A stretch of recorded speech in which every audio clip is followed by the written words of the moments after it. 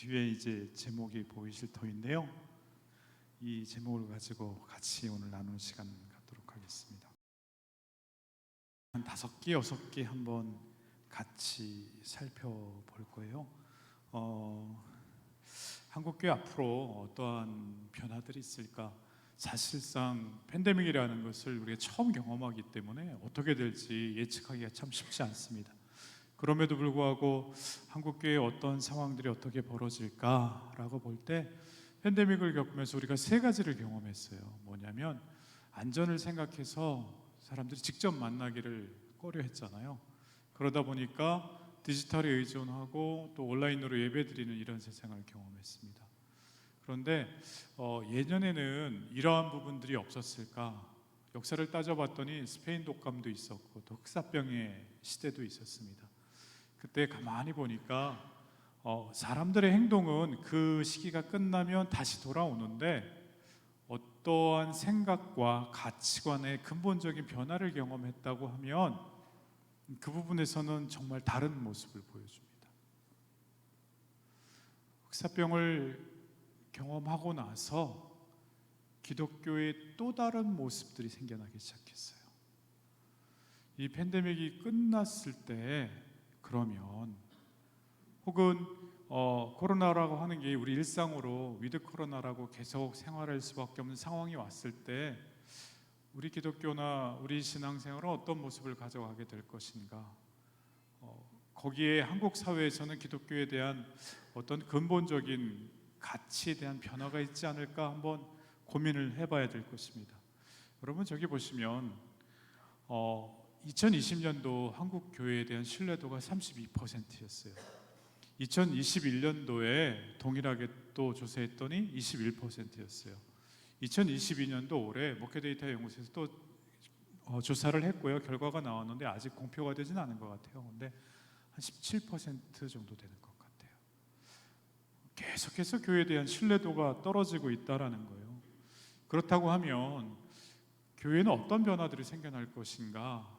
한국에서는 이런 글들이 잘 나오진 않은데 미국에서는 데이터를 통해서 정리된 글들이 나와요. 그러면서 이렇게 얘기합니다. 교회가 서바이벌, 생존할 수 있는 교회는 어떤 교회가 생존할 수 있을까라고 할 때 교회 내부가 아니라요, 교회 밖에, 교회가 있는 거기에 지역 사회에 초점을 맞추는 교회만 살아남을 것이다, 이렇게 얘기합니다.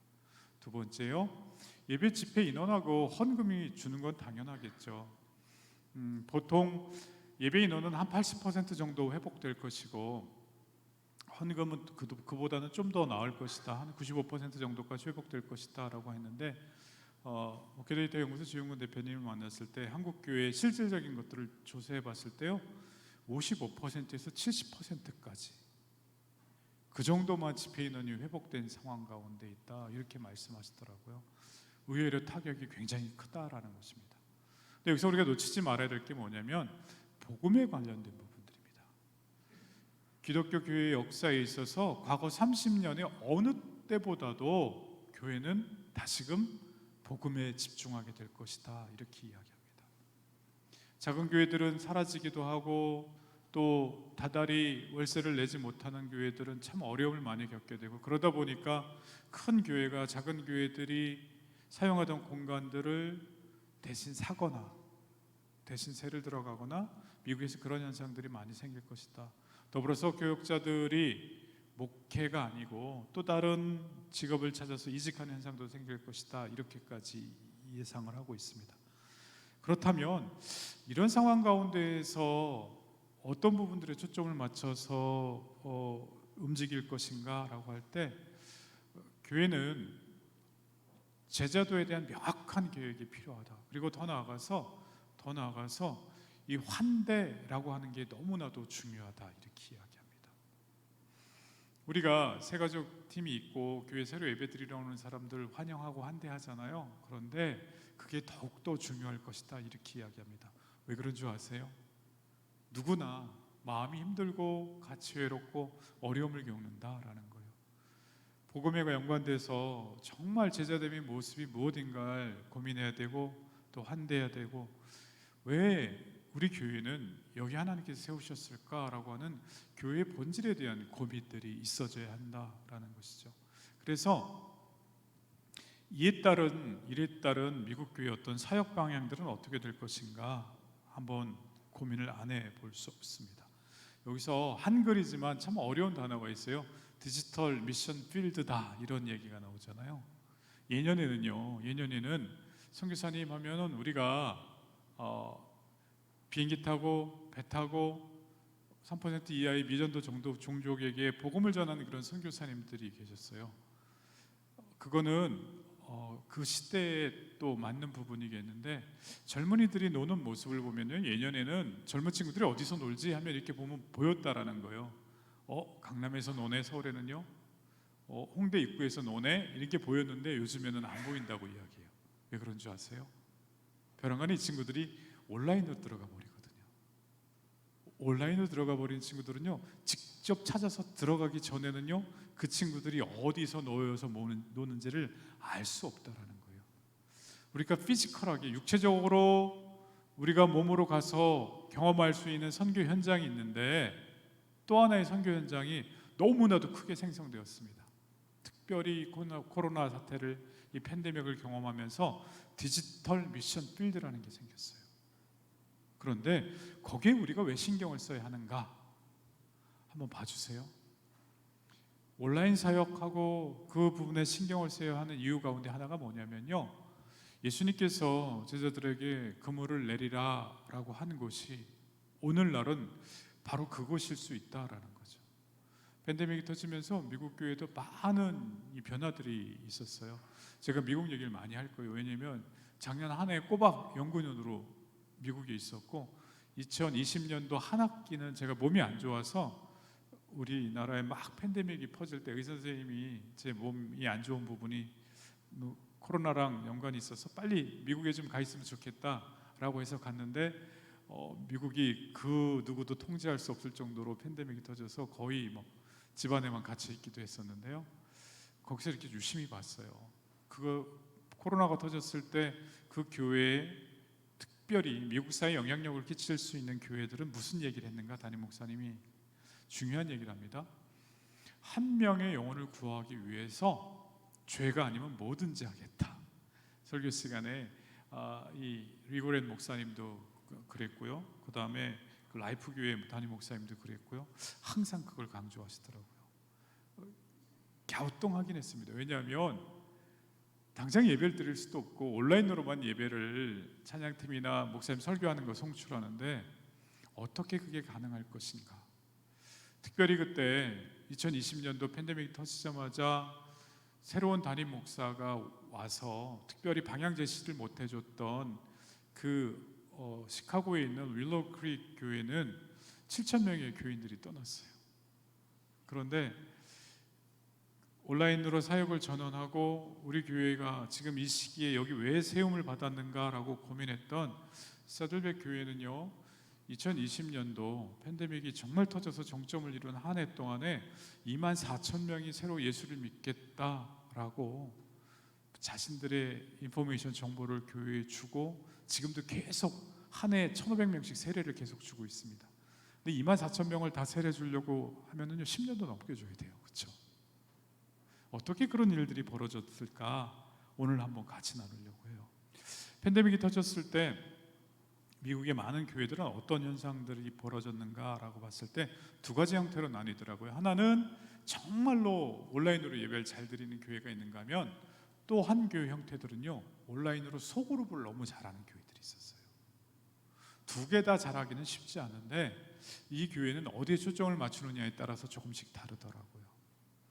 그럴 때 세들백 교회에서는 어떻게 사역을 하는가라고 했을 때 거기는 이렇게 얘기하더라고요.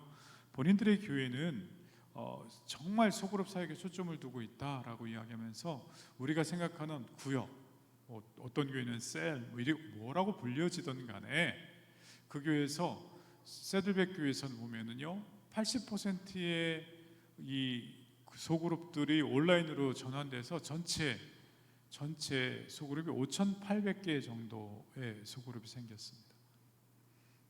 5,800개면 한 소그룹당 10명 정도의 구역원들이 있다라고 하면 거의 5만 8천 명인 거죠. 어마어마한 사이즈의 교회인데 거기서 교회 그 속으로 구역원 하나하나가 정말 실핏줄이 잘 피가 돌아서 우리 온몸을 건강하게 하듯이 그 구역원 한 사람 한 사람에게 복음이 잘 전달되고 하나님 말씀이 잘 선포되고 그 삶 가운데 실천할 수 있도록 잘 도와주더라고요. 거기에는요, 누가 그 역할들을 잘 감당했을까요? 재직에 해당하는, 여러분에 해당하는 그 교회 그 재직들이, 리더들이 그 역할을 감당했다는 거예요. 정말 팬데믹 때 참 빛을 발한 게 그 소그룹을 리더하는 리더들의 모습이었어요. 그분들은 안 바빴을까요? 그분들은 팬데믹 때문에 비즈니스 영향이 없었을까요? 마음이 힘들지 않았을까요? 아니요.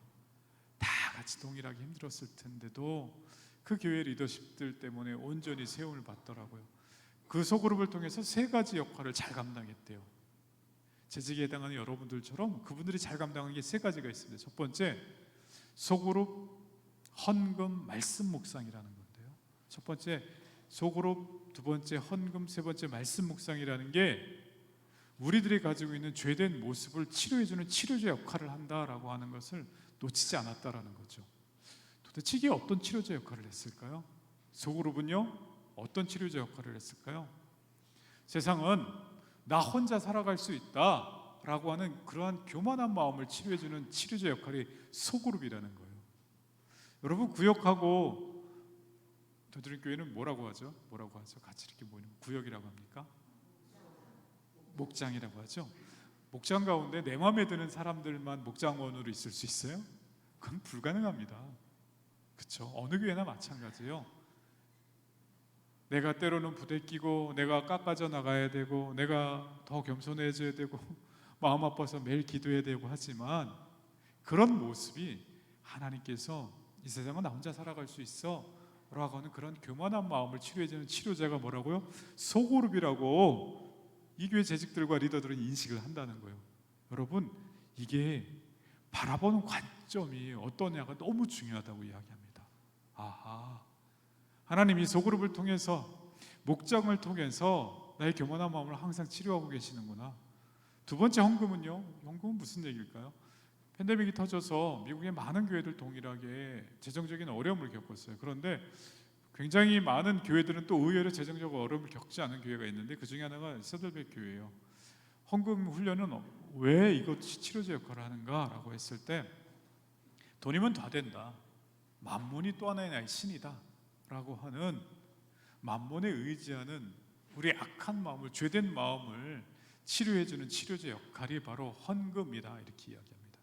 그러면서 어떻게 그렇게 헌금이 끊이지 않고 계속 잘 됩니까? 분명히 직장을 잃은 분들도 있고 많은 어려움을 겪고 있는 분들도 있을 텐데요. 그랬더니 그 교회 온라인 담당하는 케빈 목사님이 이렇게 설명을 해주시더라고요.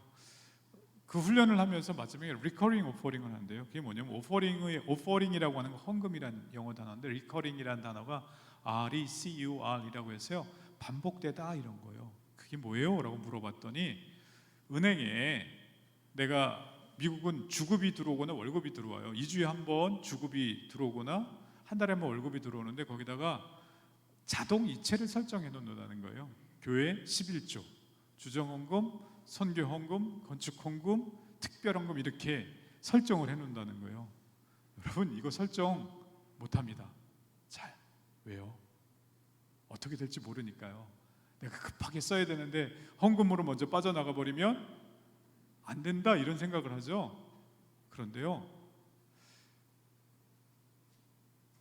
이번 달에 내가 헌금을 했으니 나는 안전하다, 이렇게 생각한다는 거예요. 그게 기복신앙 아닙니까? 헌금했으니까 하나님이 지켜주셔야 된다라고 하는 우리 아주 교만한 마음이 아닙니까? 라고 했더니, 교수님 순서가 거꾸로 됐어요 라고 저한테 얘기하더라고요. 무슨 얘기예요? 했더니, 이번 달에도 내가 변함없이 자동 이체되는 걸 건드리지 않아도 될 정도로 하나님이 나의 삶 가운데 임마누엘로 동행해 주셨다라고 하는 고백이라는 거죠. 아, 어쩔 수 없이 나 급한 거 다 쓰고 남은 거 헌금하는 게 아니고 태도 자체가 다르구나. 돈을 쥐고 흔드는 만몬하고의 싸움에 있어서 항상 쓰러질 수밖에 없는 나를 치료하는 역할이 바로 주님 앞에 드리는 헌금에 있구나라고 하는 걸 재직들이 놓치지 않고 깨닫는다는 거예요. 여러분, 교회에 중요한 이 줄기 역할을 해주고 핏줄기 역할을 해주는 재직들이 이런 생각을 갖고 있잖아요. 그러면 거기 속한 목장원들은요, 다 그 목양을 감당해야 될 부분들을 다 아신다는 거예요. 아, 우리 리더가 이런 마음을 갖고 있구나. 세 번째, 말씀 묵상이라고 하는 건요, 동일해요. 내가 내 능력, 내 건강으로 오늘 하루를 충분히 살아갈 수 있다, 그렇게 생각하지 않는다는 거예요. 하나님 말씀이 나를 붙잡아 주시고 나를 인도해 주신 등불이 되시는구나. 그러면서 매일매일의 삶이 주님과 동행하는 그 참 기쁨들을 고백하는 모습들이 그 교회 가운데 있어서 팬데믹이 와도요 별로 타격을 받지 않은 모습을 이야기합니다.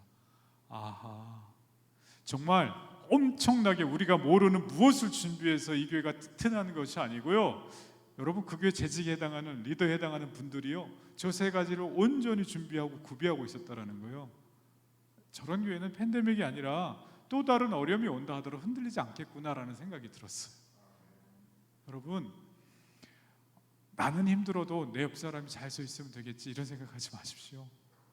교회 리더된 여러분이 먼저 잘 준비되어지고 저렇게 온전히 서 있어야 할 줄로 믿습니다. 새들빛교회가 지향하는 바들이 그래서 저렇게 성경적인 부분들을 참 잘 지향해요.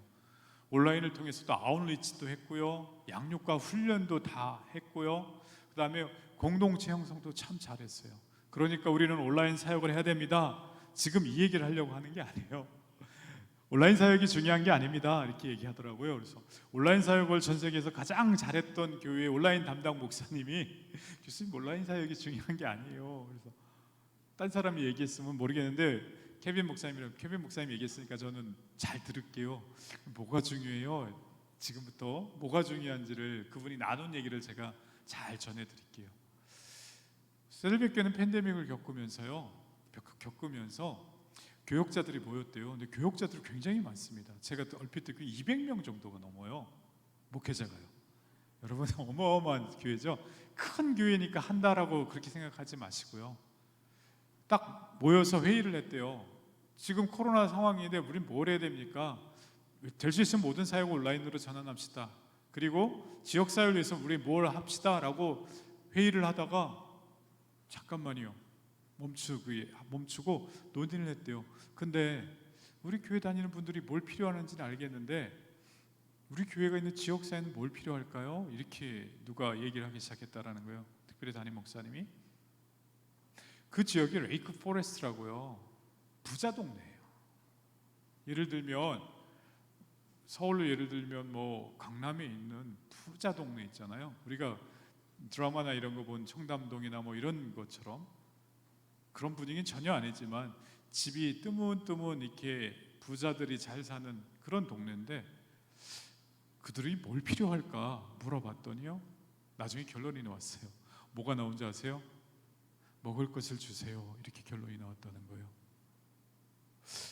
여러분, 옛 속담에 부자는 망해도 몇 년을 간다고요? 30년이요? 예. 3년을 간다는 얘기가 있죠. 근데 너무 의외잖아요. 먹을 걸 달라고. 그게 제가 생각하기에 미국의 시스템의 문제예요. 미국에는요 전세 제도가 없어요. 전 세계 전세 제도가 있는 나라는요 우리나라와 일본이죠. 그렇죠? 미국은 대부분 자가, 그것도 30년 이렇게 론을 갚아야 되는 내 집, 혹은 다달이 월세를 내야 되는 집, 둘 중에 하나인 거예요. 뭐 목돈이 있어서 내가 사지 않았으면 내 집이라 하더라도 다달이 갚아 나가야 되는 거예요. 월세에 살면요 당연히 갚아 나가야 되죠. 지금 LA 쪽에 조그만 이 썩음한 한 아파트, 한 25평, 30평이 안 되는 아파트, 50년, 100년 된 아파트도 다달이 3,000불 가까이 줘야 돼요. 하나로 300만 원 가까이 줘야 돼요. 그런데 직장을 다니는 사람이 올 1년 낼 3천만 원을 저금해 놓고 1년 동안은 걱정 없어, 이런 사람 거의 없습니다. 그렇기 때문에 직장에 어려움이 생기면 어떻게 돼요? 한두 달 버틸 돈밖에 없는 거예요. 그러면은 당장 먹어야 될 먹을 게 없어지는 거죠. 그래서 그 교회에서 푸드 드라이브라는 걸 했어요. 그 교회 마당에 차들을 좀 치우고 이 꽃가를 세우고 차가 이렇게 쭉 지나가는 걸 만들어서 첫 번째 스테이션에는 뭘 줬냐면요, 물. 그 바틀워터 있잖아요. 큰 통이 아니고 이렇게 따서 마실 수 있는 걸 트렁크를 열고 이렇게 넣어주고요. 다음 스테이션에서는요, 과일, 바나나나 이렇게 집에서 사과 이런 거 넣어주고요. 그 다음 스테이션에는 빵이나 또 쌀이 필요한 사람은 쌀 넣어주고요. 마지막 스테이션에서는요, 이렇게 얘기했대요. 우리가 새들백 교회인데 혹시 마음이 힘들고 예수님을 알고 싶지 않냐? 예스! 좋다고 하면 뭐요? 연락처를 달라. 근데 미국 사람들은요, 개인주의 사회라 명확해요. 좋으면 좋다, 싫으면 싫다. 이거 받았으니까 우리는 체면 문화잖아요. 연락처 주고 그런 거 없습니다. 받는 건 받는 거고 싫은 건 싫은 거예요. 그런데요, 정말 많은 사람들이요, 연락처를 줬고 그 중에 24,000명이 예수를 믿기로 결단합니다. 여러분, 그럴 것이다 라고 하는 게 그렇지 않은 경우가 많다는 거예요. 그 레이크 포레스트라고 하는 지역에 설마 먹을 것을 달라라고 그렇게 말할 줄 몰랐다는 거죠. 여러분, 교회 주변에 있는 예수 믿지 않은 여러분의 이웃들이 지금 가장 필요한 게 뭘까요? 우리 잘 모르잖아요. 그럴 것이다 라고 하는 걸 추측만 할 뿐이잖아요. 왜냐하면 여러분, 우리도 살고 있으니까. 그런데 그건 물어봐야 된다라는 거예요. 그러면서 새들백교에서 이런 얘기를 합니다.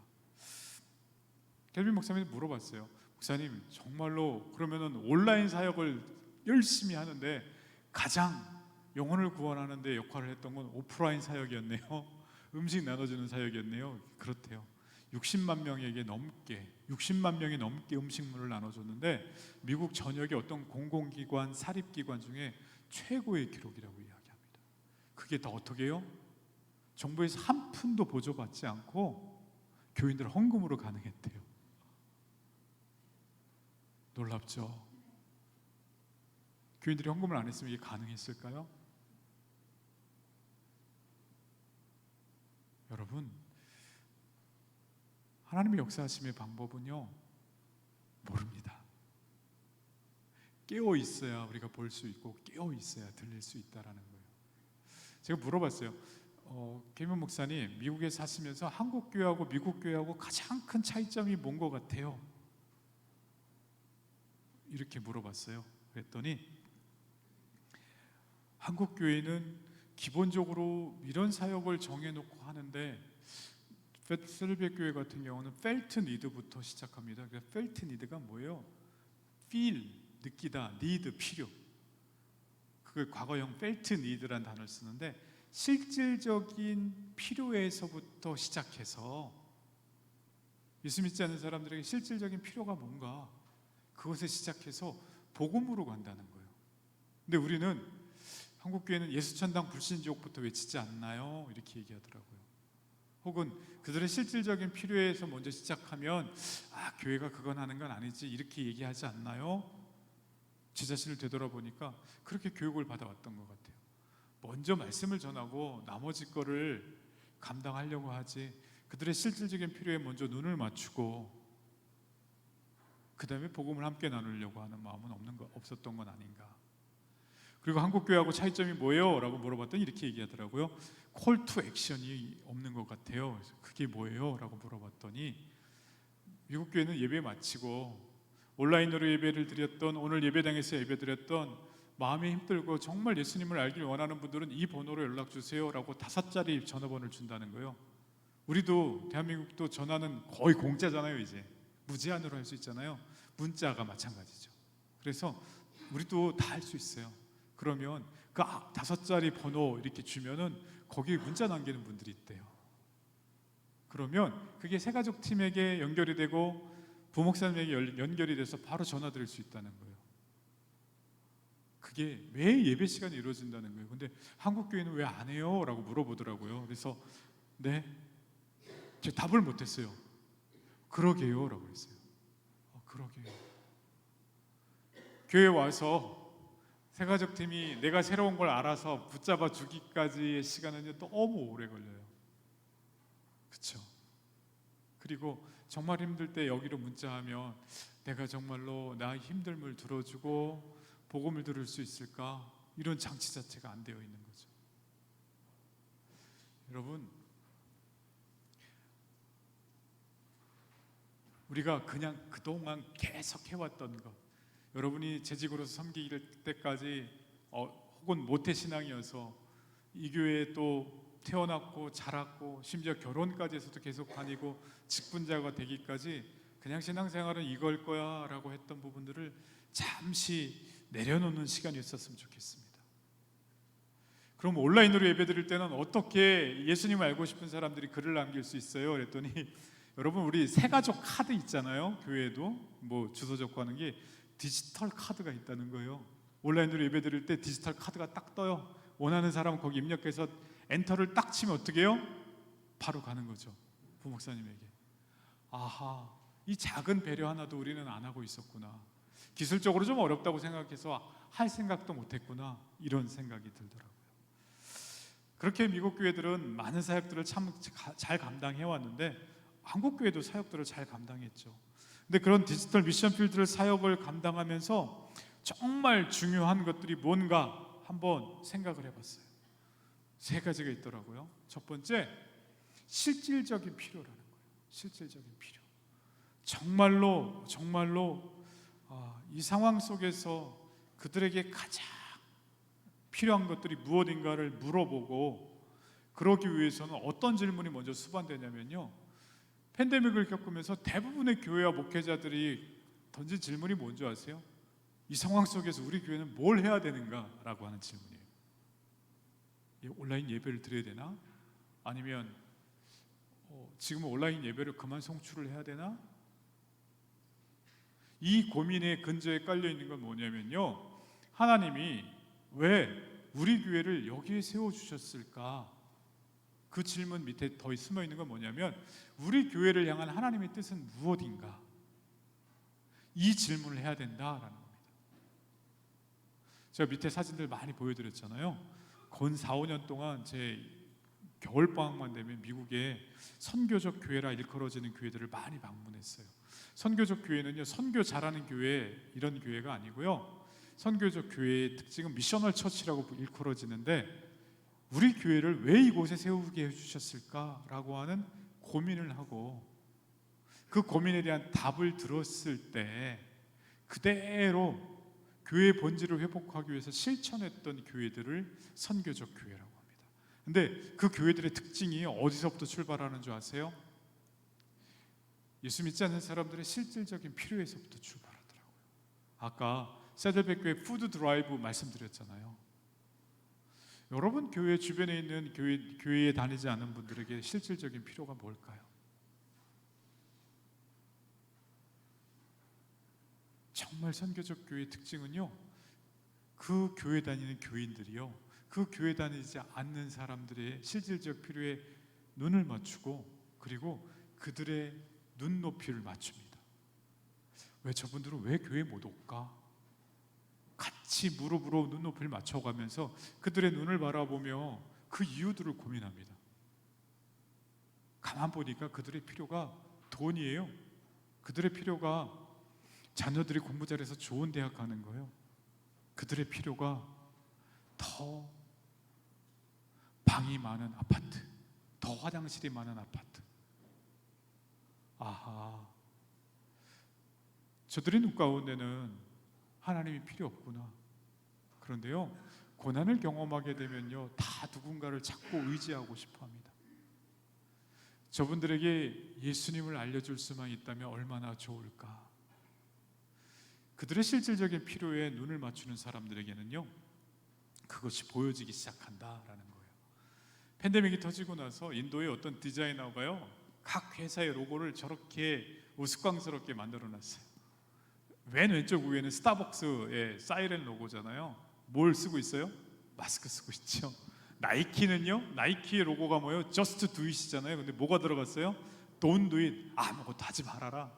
올림픽 오른길은요, 다 떨어져 있고요. 맥도날드의 오른쪽 상단에 있는 아치는요, 멀찌감치 떨어져 있죠. 다음 네이버 다 떨어져 있어요. 마스터카드도 그렇고요. US 오픈이라고 하는 테니스 대회는 US 클로즈드라고 되어 있고요. 중간에 락인이라고 되어 있죠. 미국의 젊은이들은 링크드인, 연결한다고 하는 링크드인을 통해서 취직하는 친구들이 많아요. 근데 맨 중간에 가운데 뭐가 있어요? Need new name 하고 extra 돼 있죠. 저 왕관이 그려져 있어요. 왕관이 뭔지 아세요? 저 맥주 회사 로고예요. 코로나라고요. 코로나라고 하는 회사에 새로운 이름이 필요하다 뭐 이런 식으로 풍자적으로 해놨는데요. 이 로고를 가져다 쓴 회사들이 있어요. 얼마 동안 사람들이 감탄을 합니다. 참 우스운 이러한 로고 마크권 같은데 이걸 가져다 쓰는 모습을 보면서 이 회사가 우리랑 같은 마음을 품고 있구나. 우리가 이렇게 어려워하는데 이 회사도 같은 눈높이를 맞추고 있구나. 여러분, 이게 오늘날 우리 교회에게 필요한 모습이라는 거예요. 그들의 실질적인 필요가 무엇인가 알아서 함께 눈높이를 맞춰줘야 된다라는 거죠. 두 번째 필요한 모습 뭘까 봤더니요, 복음 중심 사역이라는 것을 놓치지 않습니다. 복음 중심 사역을 놓치지 않는다라는 거예요. 정말 서들백 교회도 그렇고 여러분 여기 많은 사진들을 보여드리지만 라이프 처치도 그렇고요. 그 교회 그 많은 사역들이 이루어지는 것 가운데 대부분의 이유를요 뭐라고 얘기하는 줄 아세요? 한 영혼을 구원하기 위해서라면은 우리는 죄가 아니면 뭐든지 한다는 거예요. 저는 이 말이 너무 전투적으로 들렸다가 가만히 들으니까 그래, 주님께서 왜 여기 교회를 세워주시고 나에게 직분을 맡겨주셨을까? 나 혼자 신앙생활 잘하라고? 절대 아니라는 겁니다.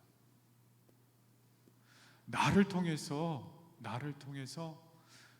주의 믿지 않는 사람들에게 복음이 들려지게 하기 위해서 우리를 부르셨다라는 거죠. 그래서 모든 사역을 할 때요, 이 사역을 해서 누가 좋은가? 이 사역을 해서 예수 믿지 않는 사람들에게 복음이 들려지는가? 꼭 질문을 한다는 겁니다.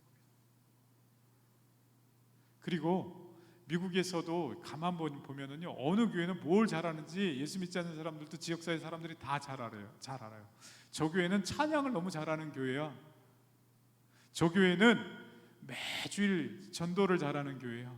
저 교회는 지역사회에 어려움이 있으면 발런티어 그걸 너무 잘하는 교회야. 애틀란타에 가면은요, 저 교회 가운데 보여드린 밑에 사진 중에 하나가 있는데요, 트래비스턴 처치라고 있어요. 그 교회가 지교회들을 많이 개척해 줬는데요, 애틀란타 지역에 그 지역을 갔더니 그 동네 사람들이 그러더라고요. 저 교회가 만약에 이 섬김의 사역, 발런티어 하는 섬김의 사역을 멈추면 우리 지역사회는 올스탑입니다, 이렇게 얘기하는 거예요. 그래서 무슨 얘기예요? 가만히 들어봤더니요, 그 교회에서 개척도 해주고 했는데 그 몇 킬로 안에 개척해준 교회들도 다 있는 거예요. 그런데 그 교회 특징은 뭐라고요? 지역사회 섬김의 손길들이 필요할 때 심지어 학교 안에 보도블록 까는 것도 교육청에서 안 해주고, 그 교회 교인들이 교육청에서 하는 예산 가지고 자원봉사하러 와서 보도블록을 깔고 있다는 거예요. 그래서 저 교회가 멈추는 날 뭐예요? 다 멈춘다고요. 제가 그 교회 방문한 날 그 지역의 경찰이 깽단에게 총을 맞아서 순직을 했어요. 그런데 그걸 보통 그 경찰서와 연관된 교회 가서 예배를 드리고 그렇게 하는데요, 그냥 그 지역은 당연히 그 12스톤 12돌 교회 거기로 당연히 와서 다 같이 예배 드리더라고요. 그러면서 나중에 이런 얘기를 들었어요. 우리 지역사에서 어떤 행사가 있을 때 저 교회 스케줄부터 먼저 체크한대요. 교회 스케줄이 그날 전교인 무슨 야외 수련회 하면은 안 되니까 교회 스케줄부터 먼저 달라고 한다는 거예요. 너무 재밌죠. 교회 스케줄 보고 그리고 관공서 스케줄을 짠대요. 미국에도 이런 데가 다 있구나. 왜요? 예수 믿지 않는 사람들이 아는 거죠. 왜요? 저 교회는 뭐를 꾸준히 열심히 하는지. 우리가 2021년 도쿄올림픽을 경험하면서 알게 된 것이 사실이 하나 있어요. 현대자동차 하면 뭐 노조만을 알고 있었는데, 그때 37년, 지금 38년 동안 그 양궁협회를 꾸준하게 지원했다라는 걸 알게 됐어요.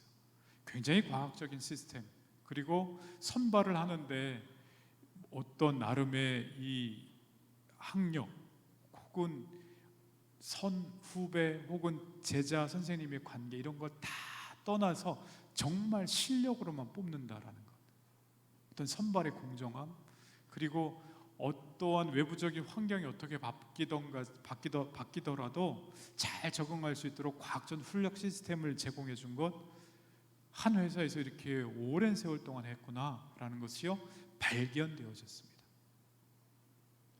그래서 교회도요, 이 빅데이터를 다루는 성기령 씨가 발견되어지다라고 하는 아주 중요한 얘기를 해줍니다. 여러분의 교회는요, 여러분 지역사회에 어떻게 발견되어질까요? 옆에 있는 식당 혹은 옆에 있는 공장에서 근무하는 분들에게 아, 저 교회는 어떤 교회야? 라고 발견되어질 수 있을까? 거기에는요, 꾸준함이 있을 때 가능하다는 거예요. 그 발견되어짐의 모습이 결과적으로요, 예수 그리스도의 복음을 안고 주님의 사랑 때문에 그 사역들을 감당했구나라고 하는 감동이 있다는 거예요. 팬데믹 상황에서 미국에서 정말 사역들을 잘 감당한 교회들의 모습이요, 세 번째 키워드는요, 자랑스러움이 있다라는 거예요. 자랑스러움이 있더라. 여러분 젊은이들이 뭐 인스타나 이렇게 SNS에 자기들 이렇게 멋진 옷 입고 어디 놀러 가고 맛있는 거 먹으면 잘 올리잖아요. 그런데 우리 교회에서 이런 행사 했어요, 혹은 우리 교회 이렇게 수련회 가요, 이렇게 올리는 친구들이 많이 없습니다. 그런데 그 교회가 칭찬받는 교회들은요, 그 교회 청년부가, 청소년부가, 어린이 부서 친구들이 SNS에 교회 사진을 올리고요, 교회 행사를 올려요. 왜요? 여러분 왜 그런 줄 아세요? 원인은 딱 한 가지예요. 자랑스러우니까.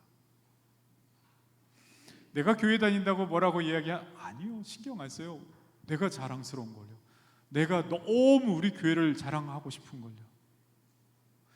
나에게 멋진 남자친구가 생기고 나에게 멋진 여자친구가 생겨서 누구에게나 소개하고 싶은 그런 마음하고 동일하다고 이야기합니다.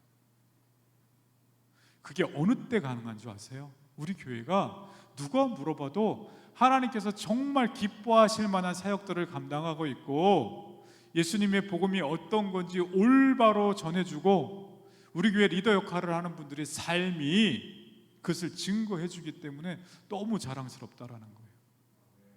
여러분, 초대교회 때 로마 인구가 6천만 명이었어요. 그 중에 크리스찬이 몇 명이었게요? 5만 명이었죠. 0.08%. 그럼에도 불구하고 그 많은 핍박 속에서도 기독교가 이렇게 부흥성장할 수 있었던 것은요, 다름 아닌 그들이 보여주는 일상의 삶의 모습들이었다라는 거예요.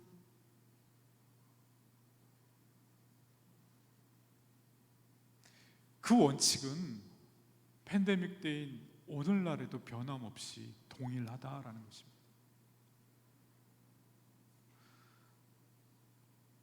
안전 때문에, 건강 때문에 우리는 만나려고 하지 않아요. 그러다 보니까 우리도 모르게 온라인 속에 숨어서 신앙생활하는 아주 나쁜 습관이 들게 됩니다. 온라인 사역 잘 감당해야 되죠. 그런데요, 그 온라인 사역 잘 감당하는 것과 내가 온라인을 핑계대고 안전을 핑계대고 건강을 핑계대고 숨게 되는, 그래서 우리의 신앙이, 우리가 놓치지 말아야 될 그 복음의 본질을 나도 모르게 모래성처럼 하나 둘 스스스스 무너뜨리려는 모습이 오늘날 우리들에게 있다라는 겁니다. 여러분 놓치지 마십시오. 큰일 납니다. 온라인 담당하는 케빈 목사님이 저한테 얘기하더라고요. 교수님, 온라인 사역을 하고 온라인 사역을 안 하고 그게 핵심이 아닌 것 같아요. 정말 중요한 핵심은 우리가 그 사역을 감당함에 있어서 복음 중심적이냐, 정말 믿지 않는 사람들의 필요를 감당하느냐, 그리고 그것을 인해서 교인들이 정말 자랑스러워하는가. 빅데이터를 보면은요, 법인에게도 세상에 많은 사람들이 인격을 요구한대요. 교회는 무슨 법인이에요, 여러분? 세상 사람들이 볼 때 종교 법인이에요. 근데 이 법인에게도 사람들은 뭐를 요구한다고요? 인격을 요구한다고요. 당신들의 삶이 칭찬받을 만한가? 라고 이렇게 물어본다고요. 교회를 대표하는 삶은 뭐예요? 바로 나죠. 옆집 사람에게는요, 이 교회는요, 나로 대변되는 거예요. 그렇죠? 내가 옆에 사니까. 더드림교회를 내가 다니고 있다는 거 알면 옆집에 예수 믿지 않는 사람에게는요, 더드림교회는요, 곧 나로 인식된다는 거예요. 내가 보여주는 삶이 그들에게 눈높이를 맞추고 그들의 필요가 무언가 있나. 내가 학교 갔다 왔는데 엄마 아빠가 안 계셔서 열쇠가 잠겨 있는데 내가 우연히 집에 있어요. 그래, 집에 들어와 있어. 배고프지? 밥 챙겨주고 엘리베이터 탈 때 웃어주고 따뜻하게 인사해주고 이름 물어봐주고. 여러분, 이게 아무것도 아닌데 때로는 그 안부 하나가 그들의 정말 필요한 필요일 수 있다는 거예요. 그리고 나의 삶이 그래, 예수 믿는 사람은 저렇게 살아가는 거구나. 저 사람은 왜 저렇게 살아갈까? 복음 때문에 저렇게 살아가는구나. 그리고 여러분 스스로가 복음 때문에 살고 복음 때문에 죽고 더 나아가서 교회를 너무 자랑스러워하고 사랑스러워 한다면요, 여러분, 이게 그대로 향기가 돼서 비춰진다라는 거예요. 팬데믹 가운데 미국 교회에서 부흥하는 세들백 교회, 라이프 처치 이런 게 어떻게 그렇게 부흥 성장할 수 있었나 가만히 봤더니요, 저는 엄청난 묘수가 숨겨져 있는 줄 알았더니요, 아니요, 세 가지예요. 정말 믿지 않는 사람들이 필요에 먼저 눈을 맞추고요, 교회 다니는 여러분은 피곤하지 않을까요? 더 힘들고 어렵죠. 그럼에도 불구하고 주님께서 우리를 사랑하셨던 그 사랑에 감격해서 먼저 사랑하고 눈높이를 맞추고, 그리고 그들에게 기회되면 어떻게 해요? 관계가 이루어졌을 때 복음을 전하고 예수 그리스도의 사랑이 뭔지 알게 해주고요. 왜 전합니까? 교인 숫자 하나 더 늘리려고요? 아니요. 그들이 영혼이 불쌍하니까. 이렇게 살다 죽으면 어떻게 할까? 그게 너무 애달퍼서 주님이 얼마나 사랑하는지 전하고요. 그렇게 사랑하는, 그렇게 전하는 여러분의 모습이 여러분 스스로도 자랑스럽고 자녀들도 자랑스럽게 여기고 그와 같이 연결되더라라는 것입니다. 그래서 그런 선교적 교회에서 이 올바른 리더십의 모습이 뭔가라고 할 때요, 리더십은 세상 사람들이 이렇게 정의해요. 그림을 보고 설명하는 게 더 편할 거예요. 한 개인의 리더가 있어요. 재직이 있어요. 근데 재직이 누구에게요? 여러분에 속한 구성원들에게 영향력을 끼친다. 이게 리더십이에요. 그래서 리더십은 영향력이다 이렇게 정의할 수 있는데, 더 중요한 건 뭐냐면 세상의 리더십은 나와 구성원들의 공동의 목표를 이루기 위해서 영향력을 끼쳐요. 그런데 기독교 리더십은 좀 달라요. 리더라고 하는 부분이 다르고 공동의 목표라고 하는 부분이 조금 달라요. 그래서 이렇게 정의해요. 하나님이 주신 은사와 책임감을 가진 사람이 사람들에게 영향력을 끼치는데 뭘 이루기 위해서요? 하나님의 뜻을 이루기 위해서 영향력을 끼친다라는 거예요. 하나님이 주신 은사와 책임감을 가졌다라고 하는 게 뭐 은사라고 해서 특별한 게 아니에요. 책임감이라고 해서 내가 목회자가 되어야 되는 그런 책임감이 아니고요, 여러분의 삶의 자리에서 주어지는 소명을 책임감이다, 은사다 이렇게 말씀할 수 있습니다. 소명을 가진 사람이 무엇을 이루기 위해서요? 하나님의 뜻을 이루기 위해서. 하나님의 뜻을 이루기 위해서라면 하는 것은요, 항상 여러분이 깨어 있어야 돼요. 주님, 저를 직분자로 세워주셨는데 저를 통해서 주님 이루시고자 하는 일이 뭐예요? 알게 해주세요. 알게 해주셨는데 감당 못할 것 같으면 주님, 임마누엘의 하나님으로 동행해 주셔서 주님 능력으로 그 일 감당할 수 있게 주님 도와주세요. 여러분 떼쓰세요. 주님, 저 세워주셨는데 그리고 하나님 뜻이 무엇인지 알았는데 저 못하겠어요. 주님 도와주시지 않으면 저 못합니다. 그리고 주님 도와주시지 않으면 제가 한다 한들 저만 교만해지고 저만 패망의 길로 가는 겁니다. 제발 함께 하셔서 주님이 은혜 주셔서 감당했다라고 하는 매일의 삶을 살아도 천국을 살고 주님 동행하시는 그 기적의 삶을 살 수 있게 해달라고 여러분 이렇게 기도해야 됩니다. 그게 여러분 영향이 미칩니다. 누구에게요? 여러분이 함께 사역을 감당하고 여러분이 사는 이웃들에게 영향을 끼치게 된다라는 거예요. 그래서 미국의 선교적 교회들 가만히 보면은요, 주님의 부르심에 어떻게 합당하게 행할까 교인들이요 다 여기에 많이 신경 써요. 미국에 제가 이게 방문했을 때 애틀란타 지역에 있는 교회랑 LA 있는 지역의 교회인데 일부 예배요. 주일 일부 예배. 청년들이 얼마나 많은지 몰라요. 공장 건물인데 일부 예배 7시 40분인데요. 2,000명 자리인데요. 제가 간신히 앉았어요. 그러한 교회를 다니면서 어떻게 이렇게 많은 청년들이, 많은 교인들이 이렇게 함께 예배를 드릴 수 있을까라고 이렇게 보면서 도전을 받았던 것 가운데 하나, 그리고 제가 내렸던 결론 가운데 하나가 있습니다. 그들의 특징 가운데 하나가요, 복음의 핵심 가치를 놓치지 않는 부분들입니다. 왼쪽에는 여러분 그 로버트 슐러 목사님의 그 크리스탈 처치예요. 거의 5만 명, 10만 명 가까운 교인들까지 아마 갔었을 거예요. 정확한 숫자는 기억이 안 나는데, 제가 저 사진을 찍은 날, 전날 저 교회가 캐톨릭한테 팔려서 이런 교회 장 의자를 빼고 천주교식의 그 의자를 집어넣는 날이었어요. 너무 충격을 받았어요. 저도 가보고 싶었고 궁금했고, 그래서 갔는데 이 교회가 왜 팔렸을까? 근데 교인이 다 떠나서 팔렸대요. 수만 명이 되던 교인. 제가 LA 살 때 저기서 성탄절만 되면은 여러 가지 행사와 공연을 했는데, 심지어는 이렇게 본당 안에 자동차가 이렇게 날아다닐 정도의 시스템까지 갖춰주는 어마어마한 교회였어요. 그런데 왜 망했습니까? 라고 물어봤더니 담임 목사에서 이 가족들에게 담임 목사가 이렇게 연결되면서 그런 어려움들도 있었지만, 가장 핵심은 교회론의 문제가 있었습니다. 저 지역이 오렌지 카운티의 중상류층들이 주로 사는 지역이었어요. 그래서 우리에게 비슷한 사람만 와라 이런 거였죠. 그러니까 인종이 다르거나 혹은 경제적으로 좀 안 좋아 보여서 추레해 보이면 웰컴하지 않는 거예요. 환대하지 않는 거예요. 그러다 보니까 사람들이 하나 둘 떠나기 시작한 거예요. 교회가 복음이 점점 색깔을 잃어가더니 사교의 장으로 변해버린 거예요. 나는 이 교회 몇 년 다녔으니까 뭐 이런 모습들. 그러다가 교회가 망하기 시작했고요. 700명에서 800명 정도가 가디나라고 하는 곳으로 남아있는 교인들이 갔는데 평균 연령이 81세라는 얘기를 들었습니다.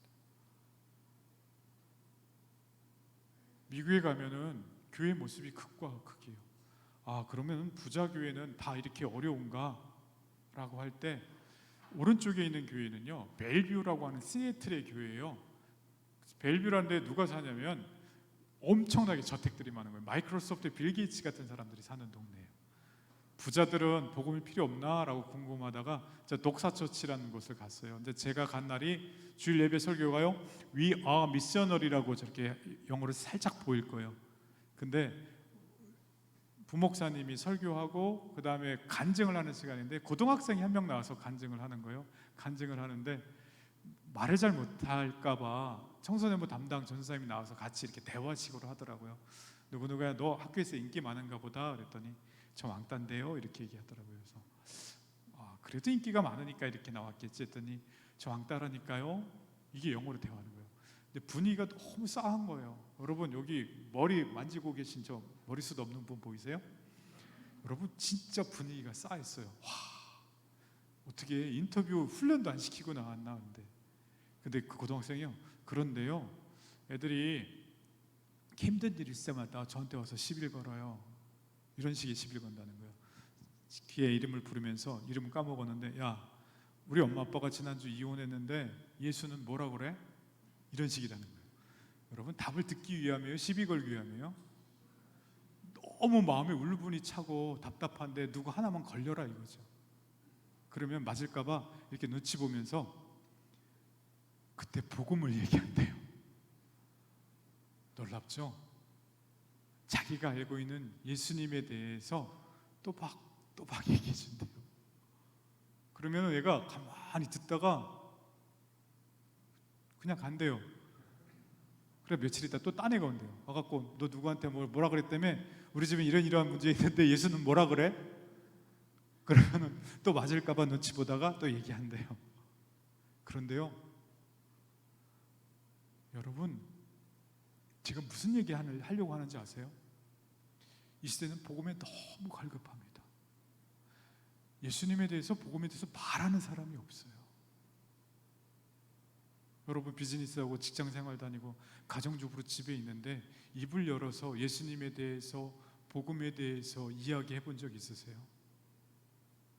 세상에 죽어가는 영혼은 너무 복음에 갈급해서 듣길 원하는데 예배당 문을 열고 와서 앉아 있지 않으면 복음을 들을 수가 없다는 거예요. 그런데 너무 오기 힘들다는 거죠.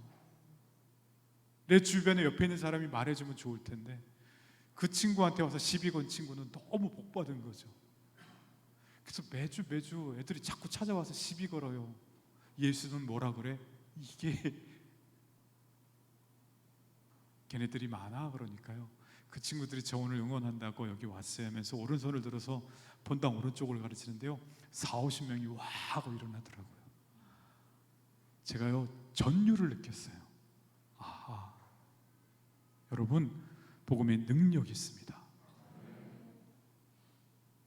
단지 죽을 수 없는 복음을 우리가 입을 열어서 전하지 않으므로 그 복음을 죽게 만들었다라는 겁니다. 여러분, 이 자리에 재직이 함께한 줄로 알고 있습니다. 우리에게 그 기회가 주어질 때 작정하십시오. 밤새 입술을 열어서 복음을 전하고 함께 예배하자. 그게 네가 사는 길이다. 10년, 20년 여러분 금방 가잖아요. 시간 타이밍 이때나 저때나 보다가 그 시간 금방 흘러갑니다.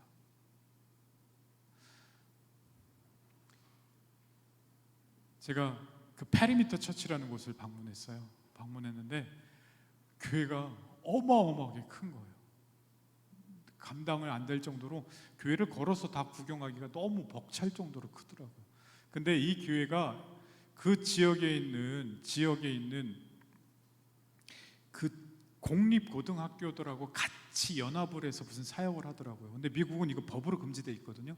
공립학교가 종교적인 색깔을 띠고 교회랑 뭘 못하게 돼 있어요. 그런데 그 지역에 있는 교장 선생님들이 작정을 하고 징계를 내리든 법적으로 제재 신경 안 쓰고 교회랑 도와달라는 거예요.